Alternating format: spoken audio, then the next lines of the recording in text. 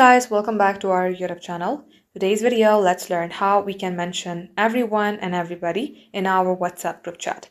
So for that, you're going to have to launch your WhatsApp. Make sure that you are logged into your WhatsApp account. And then you will see a page like this as you open your group. Now in here, let's go ahead, type in this @all sign.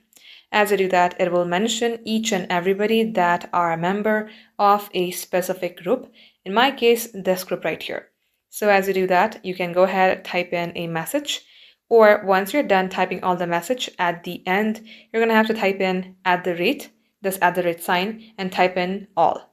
And as you do that, you can see everything is white and gray, but the all font is in green color, meaning it is mentioning everybody in that group. So I'm going to type in my message and select send. And as you can see, what happens is that everybody who are a member of this group will get a notification saying they were mentioned. And just like so, this is how easy it is. Thank you for watching.